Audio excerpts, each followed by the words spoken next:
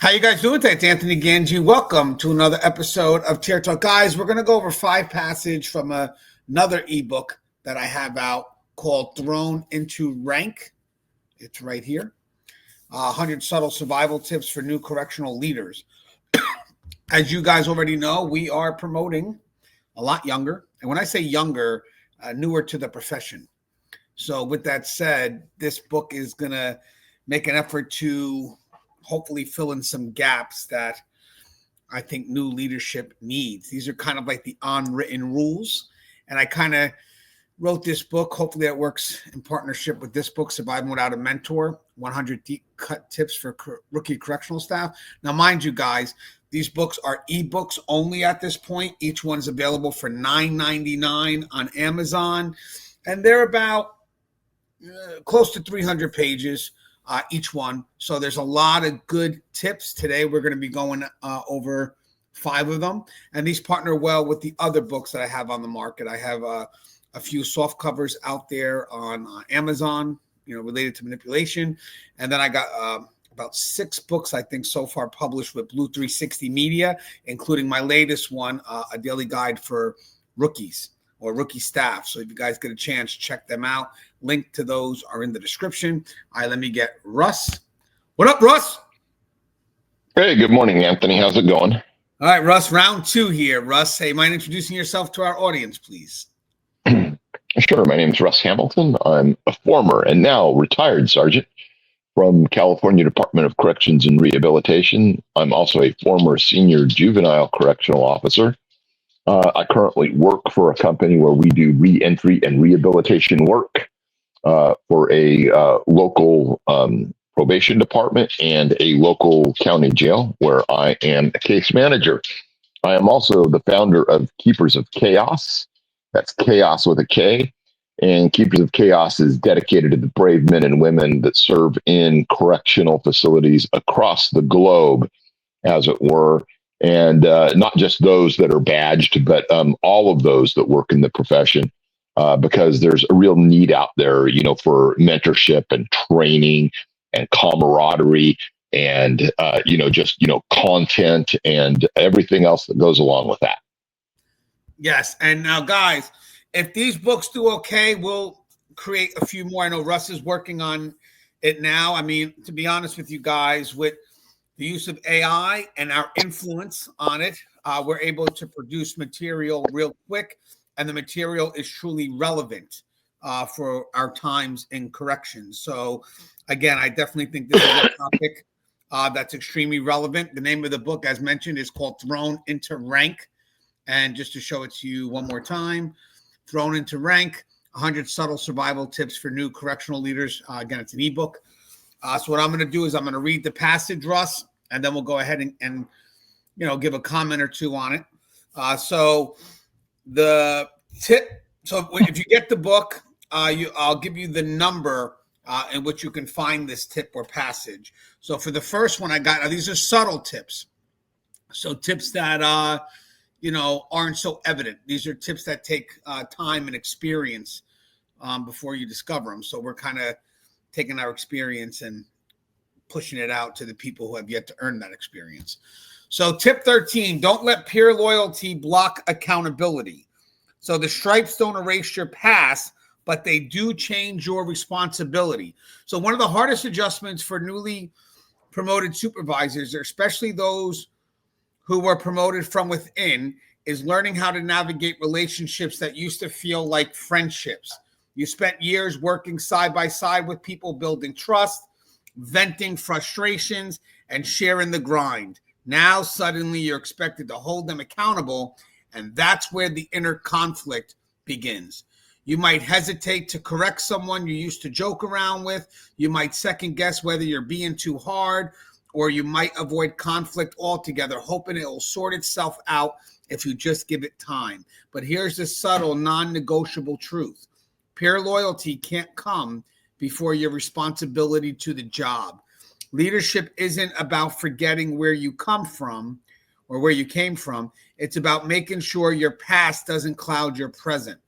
The same people who used to work with you now look to you for structure, consistency, and fairness. If they see you letting things slide because of history, they'll start to question your judgment, and others will notice too. Even the ones who get a pass won't respect you for it. Deep down, they'll know they will let off the hook, and they'll either take advantage of that or lose confidence in your ability to lead fairly. Either way, your credibility takes a hit. You're not betraying anyone by addressing issues. You're not switching sides. You're doing what the job now requires. And the best leaders find a way to do that without losing their humanity. You don't have to become robotic. You just have to be consistent. The conversation with the former peer might sound like this. Look, I know we worked together for a long time, but I have to hold everyone to the same standard, including you. This isn't personal. It's my responsibility now. And I expect the same from you if our roles were reversed.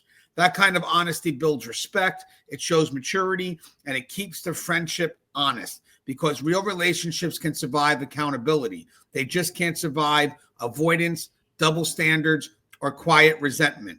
Another important reminder, your other staff are watching. They see how you handle the people you used to be close with. If it looks like favoritism, they'll disengage. But if they see you're treating everyone equally, even the ones you're closest to, they start to trust your leadership. This transition is uncomfortable. That's normal. But don't confuse discomfort with disloyalty. You can still have meaningful relationships at work. You just have to lead first and connect second. That's not betrayal. That's balance. So if you're hesitating to address something because of who it involves, pause and ask yourself, would I handle this the same way if it were someone else? If the answer is no, then it's time to adjust, because loyalty to your team starts with loyalty to the standard. All right, Russ, what's your thoughts on that? Yeah. So, when I look at this, just down at the bottom of the screen there, what we're talking about here is, prior peer loyalty, in that, this is time, hopefully for professional maturity to reign supreme. From the perspective of, someone on the lower end of the scale there, it's not time to go, oh, this is going to be great. I'm going to have, someone in control where I can slide by with things. No, it's time for you to decide what you can do to make them more successful. And then from the, opposite end of the spectrum, where you have become the person more in charge, you have to recognize that this is not a time to dole out favors to people. And you see this in kind of a crony type of nepotism that creeps in and actually has a really deleterious effect on the facility as a whole, because people down there in the lower ranks, then they expect that what they got coming is never going to happen, because it's only about the little cliques that manage to manifest themselves in ways where people that are deserving don't get ahead. It's only based on relationships that are cultivated for whatever reason, and it has nothing to do with merit. So, as that supervisor, you have to really maintain the consistency of, what procedure, policy, and, generally good, leadership skills, of what, generally good leadership skills have to be involved.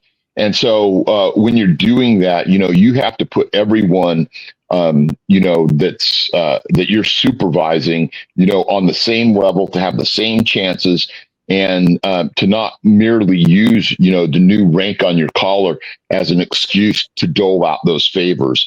You'll see it all the time, especially, believe it or not, sometimes in larger facilities or larger departments. You'll have a bunch of competing cliques that are all, trying to, bring their people up through the ranks. And all it really does is it destroys morale in a way that we end up with what we've got today. And so you have to be better than that.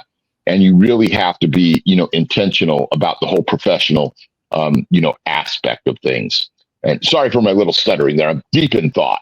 No. Hey, guys, so this is obviously the biggest jump you'll make in your career from frontline to some supervisory role. I think as you move up, responsibilities do increase, but that main transition doesn't because it's been already introduced to you. I think for me, I got lucky. I got promoted into a facility that wasn't my prior facility. I got transferred when I got promoted. So basically, I had a chance to kind of step into the leadership role without people trying to pull me backwards because they only knew me as a supervisor, where I know the transition for some, if they remain the same facility, like if you're working at a jail, may be a bit different because now you are going to be supervising your peers. For me, again, I did get lucky because if there were people that came in later that I knew, they kind of had to make the adjustment because everybody around them in that environment only saw me as that sergeant. Now, I do remember there was someone I mentored a while back who crossed into a supervisory role, and then she almost immediately had a write-up somebody that she was very close to, and it got to her a little bit. And when I asked her, why is this becoming a little bit controversial for you or a little bit of a concern? It's because of the personal relationship. And I remember saying that you can't let your personal relationship dictate your professionalism. One, because people are watching. Trust and believe they're watching how you handle this situation.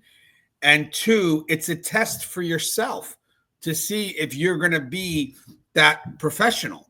And to be honest with you, the outcome really wasn't that bad because this person was always a professional who did their job.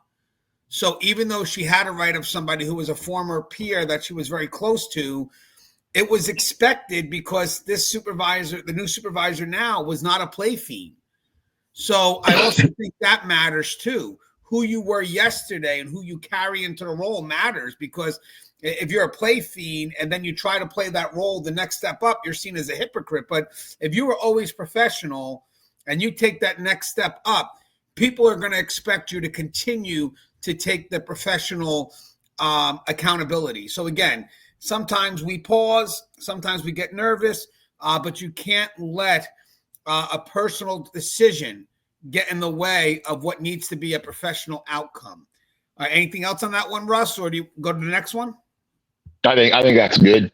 Yeah, that was a lot there. All right, so let's get to the next one. So I have, now this would be tip 21 in the book. Be consistent, not predictable. Consistency earns trust. Predictability invites manipulation. So in corrections, consistency is gold. Your team needs to know that the standards won't change based on your mood. They need to know that policy is applied evenly, that discipline isn't personal, and that expectations don't shift based on who's working. That's consistency, and it builds trust. But here's a subtle distinction most new supervisors overlook. Consistency and predictability are not the same. Consistency is about principle. Okay, so this matters. Consistency is about principle. Predictability is about patterns. Guys, when I read these ebooks, you could also highlight stuff that stands out that could be just discussion worthy with the team.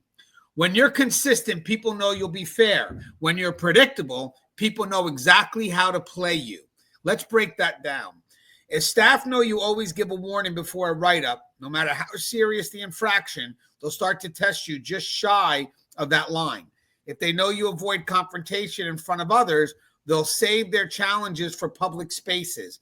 If they know you won't push back on resistance unless it's loud or disrespectful, they'll subtly dig in their heels and wait you out. Predictability makes you easier to read, easier to work around, and easier to ignore. Your team should be able to trust your principles, not your patterns. They should know you're fair, not soft, firm, not reactive, thoughtful, not hesitant. And when they can predict your every move, your authority gets replaced by routine, and routine invites resistance. So how do you avoid becoming predictable while staying consistent? One, base your decisions on values, not habits. Don't do something because that's how you always do it. Do it because it aligns with your standard. Stay situational. What worked last week might not work today. Read the room. Adjust your approach without compromising your core expectations. That's the foundation that you're making the adjustments from. Be hard to read when it comes to pressure. If your team knows exactly what frustrates you, some will avoid it, but others will push it just to test your response. 4, correct in real time. Don't delay feedback until it builds into an emotional reaction. Predictable supervisors tend to let things go too long, then explode. That cycle kills respect. And 5, balance your rhythm. Change up how you check post, rotate how you walk the unit, or vary when you engage staff. This keeps everyone alert, not paranoid, but present. Leadership isn't about being robotic. It's about being grounded in your standards while staying flexible in your strategy. That's how you stay consistent without becoming predictable. Because in this role, if people know exactly what you'll do every time, they stop adapting. And once they stop adapting, the shift stops growing. So hold your line, live your values, and never be afraid to surprise people with your strength, your calm, or your ability to shift gears when it matters. So there's a lot there, Russ. What's your thoughts? A couple of things. First of all, from the perspective of the officer, what you want to foster in that is always, and this is what the basic one of this actually comes down to, is trust, and that means trust in your principles.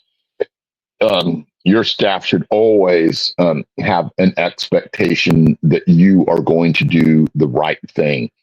And when they know that you're going to do the right thing, they almost always reciprocate that. So for me, developing that trust, and for them knowing that whatever it is that they do is going to be met with a series of principles that are aligned with policy, procedure, and generally good, solid correctional values. And so I think that what it comes down to that. Now about the predictability thing, I think that's good to take under advisement, but I think it can be very limited, because there's only so much that we can do within that correctional boundary, because we're just constrained by the principles of the job somewhat. That's more like, for me, it would be more like a footnote to think about, but not necessarily, I think, that something that you can always employ. No, I get that. So the reason why I brought that one in is because, we've done shows in the past and we've talked about consistency, and people think, well, then you're making me predictable. So I wanted to separate that. I wanted to show people that consistency and predictable are two different things. So the first thing I got, and right, Russ, I agree with you. The first thing I said, well, you got to be consistent somewhere. So the consistency is definitely in what your core values are, what your expectations are, what your principles are going to be when you cross into leadership, which I believe, or when you cross into the supervisory role. I believe that really doesn't change much, because if you were a strong professional as an officer, those things should transition and remain your foundation.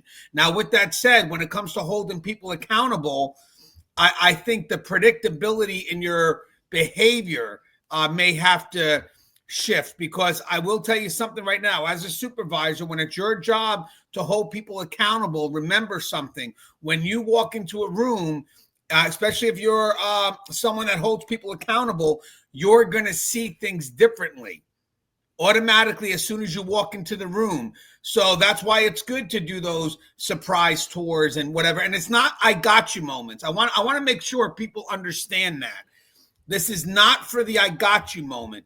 This is to basically catch people from being complacent and then trying to keep them back on where they need to be. And I think the reason why this matters is because for that frontline supervisor, you are in charge of making sure the basics are being done.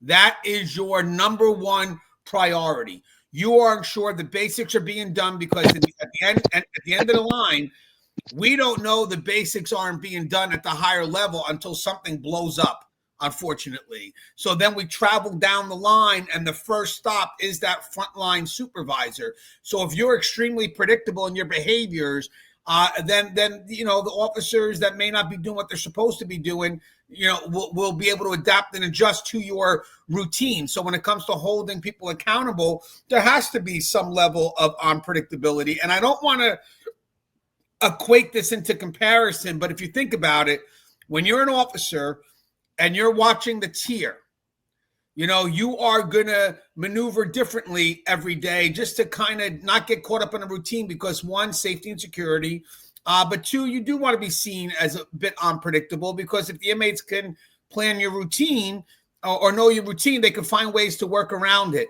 Well, believe it or not, as you move up, those type of measures for accountability, that they really don't change as much. You have to kind of maneuver in a way that's not so predictable. So if you do have people that are not meeting the standards of what the agency expects or what we expect for our own survival, then to be honest with you, if you become too predictable, they're going to find ways to maneuver around it, and you are going to get staff, sadly enough, that are going to look for that routine. And if they know exactly when you're coming in, again, they clean up the image. And then you're really not catching anything because you're not making, well, we call them unannounced. I think the big general thing here is unannounced tours.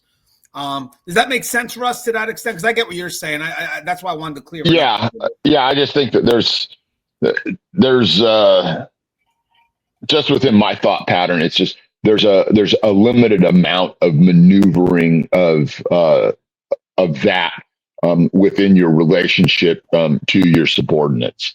It's a kind of a different thing when we talk about consistency and predictability with the general population of inmates, as it were. And so just like for me, it's like, okay, yeah, I can maneuver that. I can take that under advisement, but I feel much more limited in the way I can carry that out.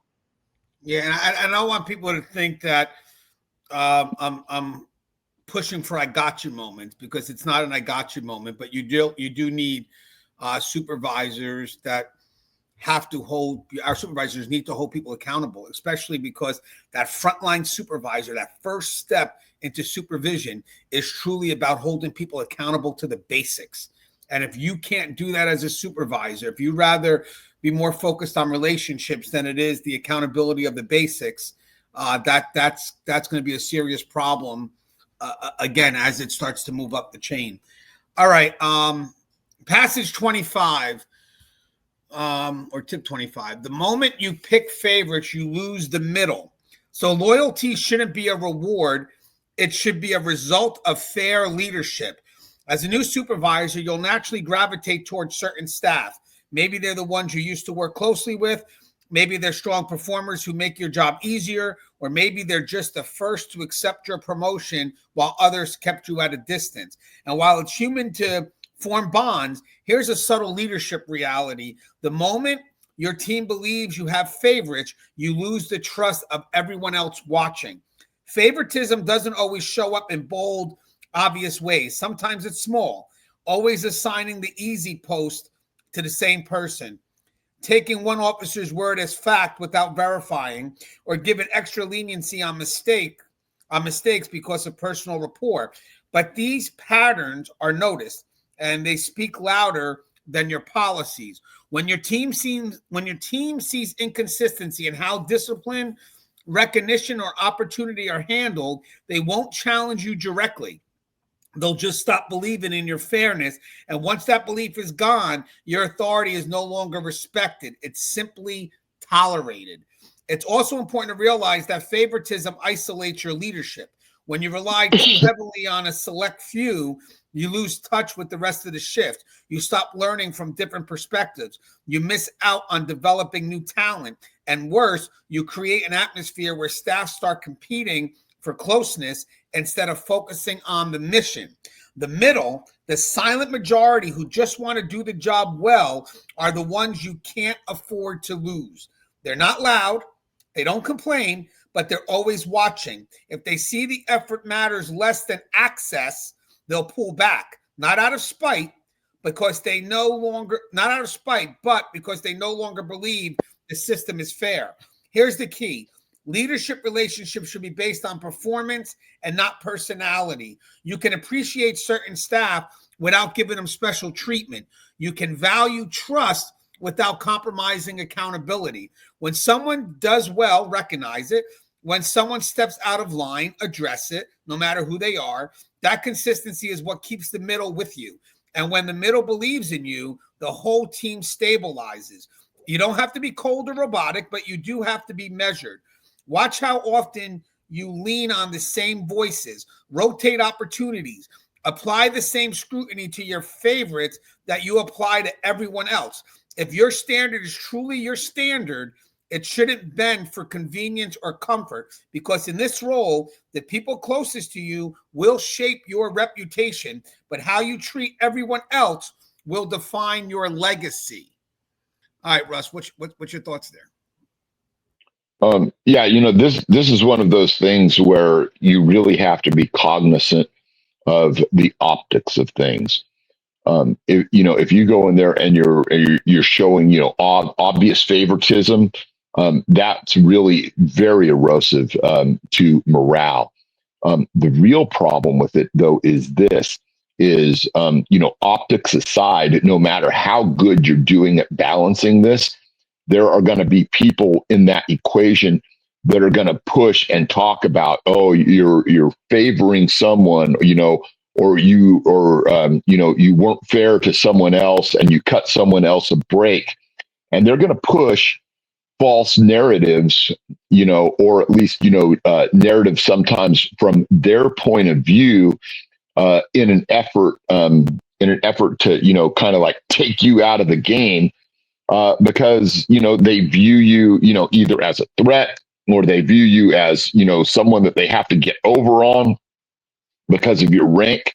And so you have to understand that while you're trying to appear to be fair, and that you're going to be consistent and doing all of these other things, you really had better know that just because you are doing that does not mean that there aren't people who are pushing narratives and trying to make you appear in a bad light. So you have to do things to counter that as well, and go above and beyond that. And sometimes you have to push back a little bit. Sometimes, you have to, call them on their bullshit. And sometimes you have to get a zinger or a point in there too, because if you don't, then they're the ones left with the entire voice of propaganda, as it were. So you really do have to know that there is a difference between, doing the right thing and being consistent and fair across the board and all of those things, and how people are going to push different narratives to make it appear that you aren't.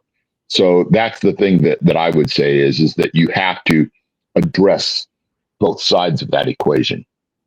Yeah, and you know what, guys? And guys, by the way, maybe one day me and Russ in the future, especially even for the other book, Surviving the Mentor, we could put a whole video together discussing these 100 tips, and then maybe put it out there for the market if people want it. We could do one for the Surviving the Mentor, one for this one right here, and then we can keep them coming. We can always do more depending on what's relevant, because it's not just about the passage, but it's also an interpretation.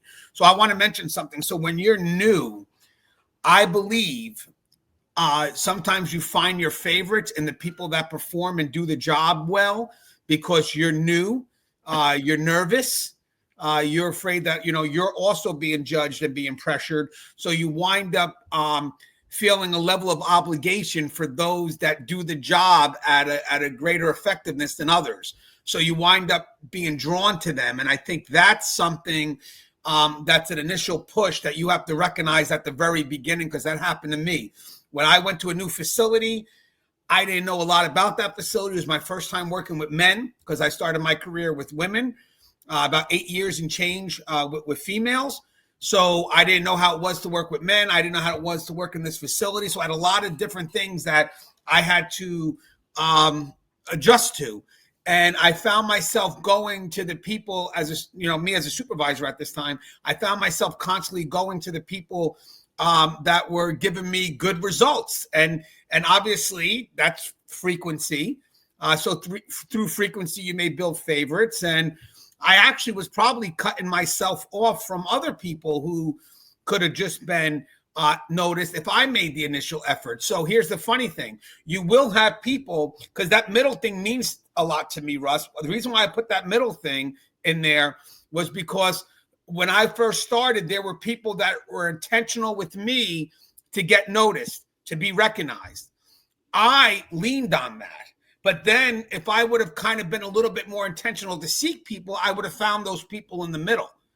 And then I would have probably been able to kind of spread out a little more. But with that said, guys, I think this is great advice, because in the end, I'm not saying staff has motives. Again, this is not what I'm trying to cover up here, or what I'm trying to cover here. But what I'm trying to say, guys, it's good to know that you're operating on fairness and not because of obligation. Remember that's the key.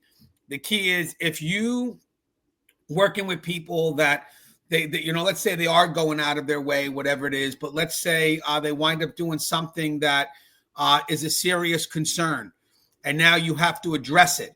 Everybody's watching how you're going to address this individual. And if you feel obligated to that individual for whatever reason, that could shift you in being fair. And next thing you know, I do agree with that. The people in the middle, they wind up saying, you know what? At the end of the day, this person's more about preserving the relationship than they are about preserving the structure. And this is why it's tough calls when you're in leadership.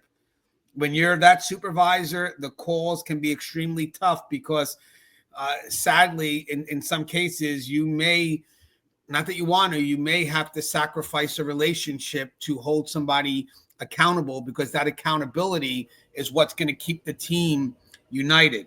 If that makes any sense. And again, I think, Russ, have you ever gone through that at all, Russ? Because you never really share that. Have you ever worked with somebody that you were close to as an officer, and then when you switched as a supervisor, you maybe had to play the supervisor role on them because they just weren't, holding themselves accountable?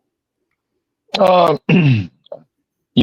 would say that for the most part, all of the people that I worked for, we seemed to share kind of, the same purpose and idea. It was always about safety. It was always about, getting the job done. It was always about, for me, about, being there to back them up. In one of the units that I worked, that I came back to, we had this morning feeding thing going on with, hundreds of inmates in two different chow halls, where I was supervising. And so it was always about backing them up. Some of the harder lessons that I learned were people that, maybe I had, less of a connection with, who were, don't anyone take this the wrong way out there, who were like, deeply involved in the union, and kind of like their whole viewpoint was skewed into this huge, them versus us kind of mentality, and they told me on day one, well, you're not one of us anymore. Hey, wait a second. You know what? I'm the one here, backing people up and, helping, get us over the line with these, morning feedings, and sometimes these insanely long lockdowns that we went through. And, those were the ones, in my opinion, that were pushing a narrative that was about their own agenda. And it was nothing about teamwork. It was just about, trying to take advantage. So those kind of things maybe, soured me a little bit on some people, because I had never realized, how involved in their own agenda that they were, to the exclusion of being able to make good decisions and to bring people together as a team.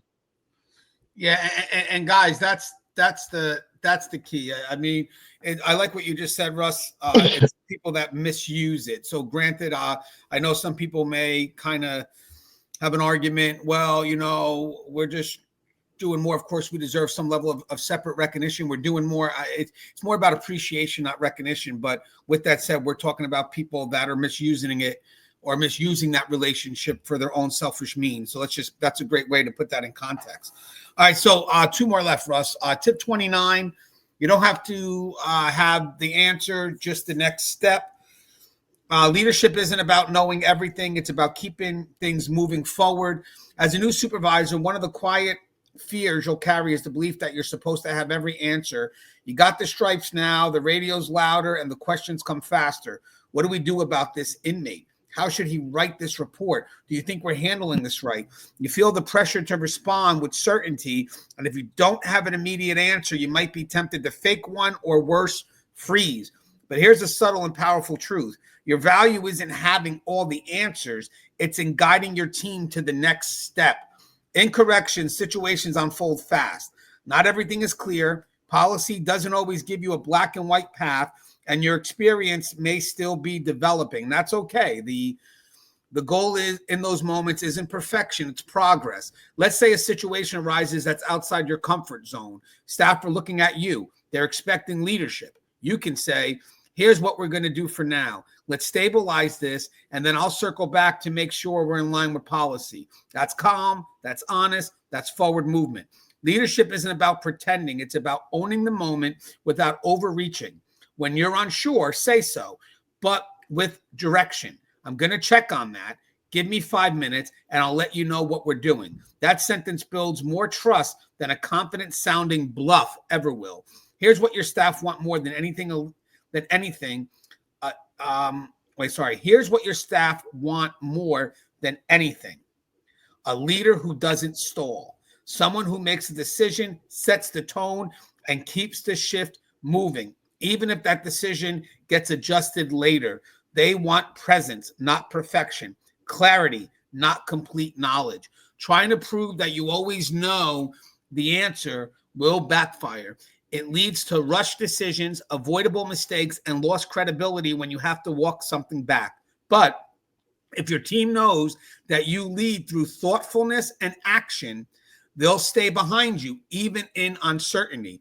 And here's the bonus. When you model that kind of leadership, you give your staff permission to do the same. You create a culture where it's okay to say, I'm not sure, but here's what we can do in the meantime. That culture is honest, accountable, and focused on growth. So stop carrying the weight of needing to know everything. You weren't promoted for your perfection. You were promoted for your potential to lead. And sometimes leadership is as simple as this. We're not all the way there yet, but here's your next move. And that's enough. And more than most ever say out loud. I like that one a lot, Russ. What's your thoughts? Yeah, this is one where, it's really good if, you come in with as complete of a philosophy with regards to corrections as you can. You have to understand your place, and you also have to understand your limitations. And you also have to understand what your situational limitations are. You're a lot less constrained in an emergent situation. You have a lot more authority, but you also have a lot more responsibility. Everything that you just mentioned, kind of flows along this, communications pathway. And so, as things, are filtered up to me at the level that I'm at, and then I take them, and then when they are within my authority, and my ability, because those are sometimes two very different things, then I'm able to filter them back down and give, directives and orders and help develop what our game plan is going to be. When things start to get outside, either my ability or my authority, that's the point at which those people below me need to know, hey, you know what? I have to be the one now to reach up and figure out, what my resources are going to be and what directives that I need to be given, because this is beyond my pay grade, as it were. And that's much more likely to happen quickly when we're not in an emergent situation, because what happens is then I have to go and seek that. There's a lot more power that comes with it when you're dealing with an emergency, just because that's the way that it has to be. Subordinates need to know how those communication pathways work, and have to know that, hey, you're willing to do what it takes to find the right answer, and then have faith in you being able to delegate and march forward, with the mission that you've been given. And so it's worthwhile to, try and think in those concrete terms, so that when things do crop up, you're ready to go, hey, you know what? I do not know the answer to this, but, my immediate supervisor will, or maybe we need to get him and someone even a little further up the chain involved. And that keeps things flowing, because you're right. We don't want to freeze. We don't want to stop our progress, because if we do that, we just give a chance for other things to crop up in ways that we don't expect. And, the corrections game is one of constant readjustment. And that's readjustment from the things that are being thrown at us from the inmate population. It's things that are being thrown at us from the union. It's things that are being thrown at us from the political side of the equation. It's things that are being thrown at us from the management side of the equation, or the administrative side. So there's a lot there, and you just have to be ready to muddle through it. But having a good mindset that's able to, see all of those disparate facets of the things that you're dealing with will really help you along the way. And it's good to be seen and viewed by your subordinates, talking your way up to higher levels, so that they know that you're working to get them what they need. Yeah, I agree. Like I was always taught this, and I guess it translates well here, is that when you're walking into a scene that's kind of moving in the opposite direction of what you want it to be, and again, you guys could apply whatever fits for you. There's momentum that's going in the other direction, and because corrections is complex, you have to do something, because it's just going to evolve. It's just going to get worse. So we always tell people, you may not have time, or you probably don't have time for the perfect decision. So your first thing as a supervisor, even as an officer technically, is try to slow things down, because the momentum's only going to get faster. So you want to get control, you want to try to stabilize something, and then eventually push the momentum back into our direction. Sometimes you get people that come in and they wind up feeding off the energy that's in the room, just reacting, and they wind up making the wrong choices, which only fuel the momentum in the wrong direction. So as I said, my supervisor, I remember, let's say you're trying to gather information, right? So your objective is to lean into the problem and try to slow things down. Don't look for the perfect answer, but what can you control right now to start slowing it down, and then eventually start pushing it off into the direction we need it to go. Because if you're coming in right away and you're trying to push against the momentum that's coming at you, and you're trying to push back just as aggressively, you're going to get run over. The momentum is too strong. You got to find a way to slow it down, and that's where you start to strategize and then push it back into the other direction. And I'm going to tell you something, man. I've seen supervisors that come on the scene, and we talked about this yesterday. a little bit in our discussion, but in contrast. So they come in on the scene, maybe it's a bit hectic, and they come in not detached, but calm and control, and calmed and controlled, and everybody does gravitate towards them because they think, oh, this person is going to make the proper steps. And next thing you know, the person just introduces things that create obstacles for the momentum that's going in the wrong direction. And then as it starts to slow down, they're able to start to kind of be a little bit more strategic in how they're planning whatever it is that they want to have accomplished. And that's another thing. If you're trying to match the energy as soon as you walk into the room, you're reacting. So you're going to be just giving out directives fast without any type of understanding of what's truly happening. So I think the first measure really is try to slow things down, lean into the problem, try to slow things down, and then start trying to create momentum in our direction. Okay, so the last passage I got for today is don't apologize for holding the line. Fair doesn't mean soft, and accountability isn't something you have to explain away.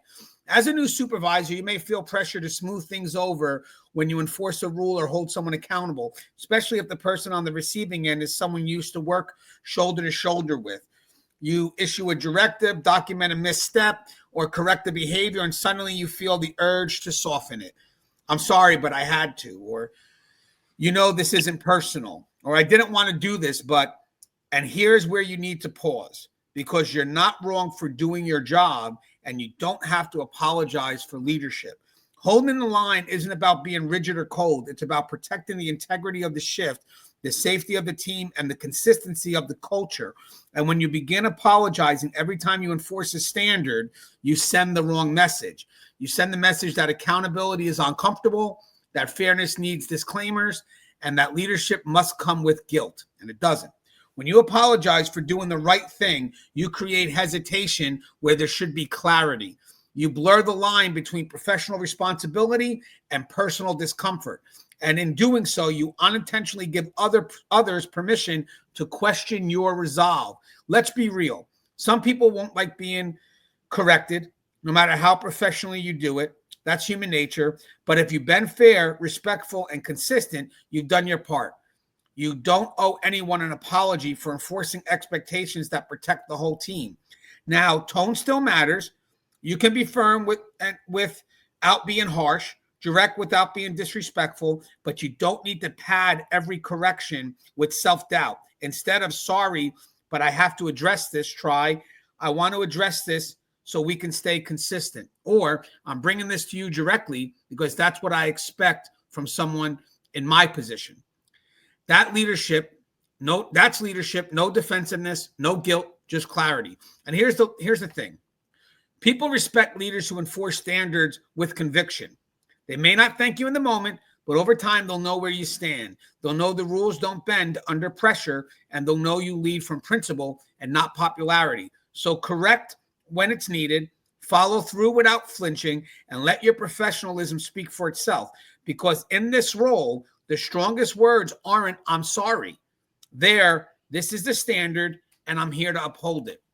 What's your thoughts on that, Russ? Yeah, there's a lot of competing things there.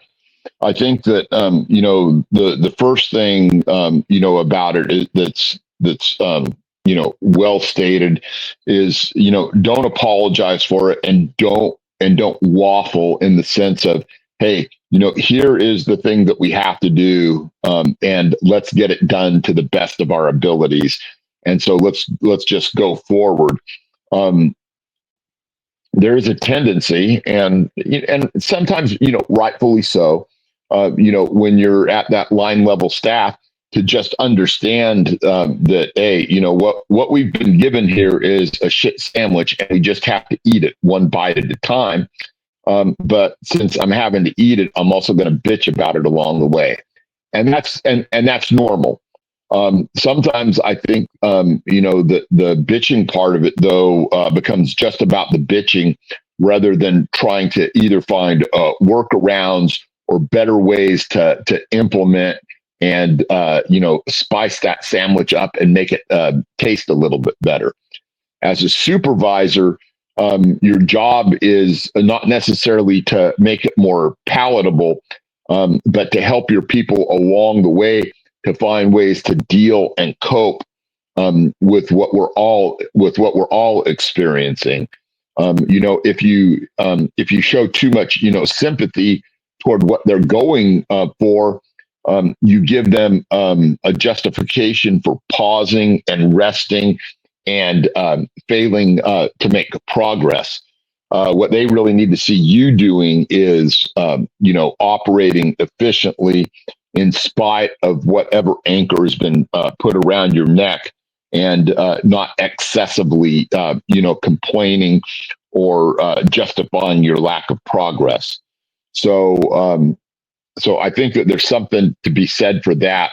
But I also don't want to, obviate away from the fact that sometimes we have to do these things, and sometimes, we really do have to assess and reassess, and bitch upward enough that somebody knows that they're giving us things that are just making our lives and potentially our safety, more put in peril. So I don't want to just, ignore those things. Everything is a balancing act in corrections. And you just have to, take each situation as it comes. All right. So remember, in another passage, I do cover that, Russ. So, but Russ wouldn't know that because Russ didn't get a chance to see the book yet. So I apologize. But I do cover every possible. I try to cover every counterpoint. But you're right. There are certain things where it's like, you know what, it requires that voice, and that's in there, and that's the one thing about leadership that's a direct responsibility, is how do you speak the language between frontline and management and vice versa. And the big part of the language is trying to create buy-in. I mean, that's always the big thing for supervisors. How do you translate buy-in to make sure that people are motivated to do the work, and how do you get the support from above? I think for this part here, though, is sometimes you do get supervisors that look to be more popular. They're told to push something. And in the end, when they push it, instead of standing by it, even though they've been invested, you get their perspective, you give them a chance to be invested, whether they choose to or not, that's on them. But when they go ahead and they go to translate it, they're quick to defer the responsibility of that when they're challenged. And they'll quickly say, oh, that wasn't my call, that was the lieutenant's call, whatever it is. And sometimes at one point, the supervisors that directly oversee that front line, you got to connect to the mission that's got to be done. So if you're given a chance to participate in how something is carried out, and you choose not to, and you choose not to bring investment, and now all of a sudden you got to go push that to the front line, well, the front line's going to see, well, obviously you're not connected. Why the hell should we be connected to it? So that middle person there is extremely important for translating buy-in. And once you apologize for a standard, it eliminates that. It does. Because the apology could be, well, I'm only pushing the standard because I'm being told to push it. Now, that is a vent, but you really shouldn't vent downwards. That was a big thing that I was always taught as a supervisor too. We all like to vent, but we got to be very careful as supervisors venting downwards, because venting downwards can kill morale. So basically what we need to do is we always have our people we can communicate to. But when you're a supervisor, each level up, you're meant to handle that vent, see what you can to address it. But your big thing is you must translate buy-in, and buy-in does not come when you're apologizing for trying to push the standards that must be done. All right. So, hey, Russ, anything that you would like to say in closing, sir? Just to revisit, to me, the main thing, about being in a supervisory and leadership role is you have to be intentional. And in order to be intentional, you really have to do one thing, and that's, game things out in your head. Acting and reacting to things is not enough. You have to understand things at deeper levels. And so if you see all of your personnel and subordinates, just on that surface level, and you don't think about, what their motivations are, what their agendas are, what their personal assets and personal hangups, maybe even only at that moment in time are, you're doing a disservice to them, and you're doing a disservice to yourself. And the same thing goes though for your peers or for the supervisors above you. The game that we're in is three-dimensional, and if you can't see beyond that surface level, you're never going to reach the level where you need to be and where you want to be. Yes, so true. And guys, I think we'll do more of these. As I mentioned, if Russ thinks it's a good idea, we could take time across the next couple of weeks and put together videos that cover these types of tips, have discussions, and we could always create more if you think that's a good idea, Russ. And then maybe if your agency wants them, we could discuss something where we could provide it to you, maybe with a cost. But these are definitely worthy discussions to have, especially for new people coming in that really don't have those role models. And maybe we could also do that with Russ's book as well. That's why I love having those passages. The passages give us a chance to have the dialogue. These could be things that you read daily to your people, and then pick on certain things that you can later discuss. And that can even lead to, revisiting the same passage multiple times. As always, guys, the show is taped. If you haven't, please subscribe, interact, engage, comment, hit that bell. Bell's going to notify every time I post a video. Stay safe. Hey, Russ, would you like to do that?